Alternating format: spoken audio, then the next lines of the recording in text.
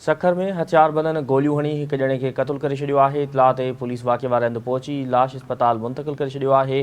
Police मूजिब मक़तूल जी सुञाणप ॻोठ अली ख़ान वासी फज़ुल रहमान तौर थी आहे। अवां खे आगाह करे रहिया आहियूं। सखर में हथियार बंदन गोलियूं हणी हिक ॼणे खे क़तल करे छॾियो आहे। इतलाह ते पुलिस वाक़े वारे हंधि पहुची लाश अस्पताल मुंतक़िल कयो आहे। पुलिस मूजिब मक़तूल जी सुञाणप ॻोठ अली ख़ान वासी फज़ुल रहमान तौर थी आहे। अवां खे आगाह करे रहिया आहियूं। सखर में हथियार बंदन गोलियूं हणी हिक ॼणे खे क़तल करे छॾियो आहे। इतलाह ते पुलिस वाक़े वारे हंधि पहुची लाश अस्पताल मुंतक़िल कयो आहे। पुलिस मूजिब मक़तूल जी सुञाणप ॻोठ अली ख़ान वासी फज़ुल रहमान तौर थी आहे। अवां खे आगाह करे रहिया आहियूं।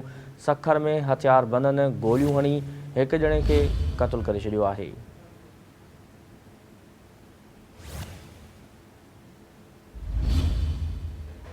वधिक तफ़सील मालूम कंदासीं। टेलीफोन ते मौजूदु आहे सखर खां सिंध टीवी न्यूज़ रिपोर्टर मोड़मर जी। मोड़मर, सखर में हथियार बंदन गोलियूं हुयूं आहिनि, हिक ॼणे खे न बाबति आगाह करियो।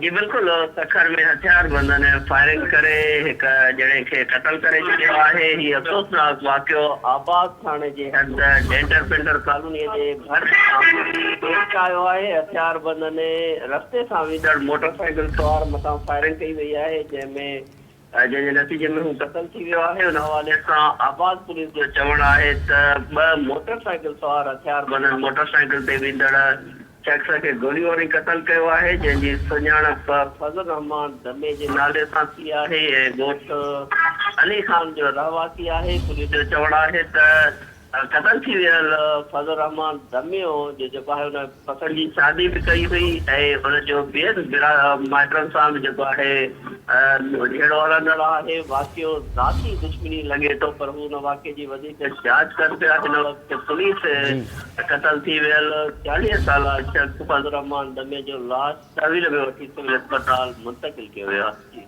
ठीकु आहे मोड़मर, तफ़सीली लाइ वॾी महिरबानी।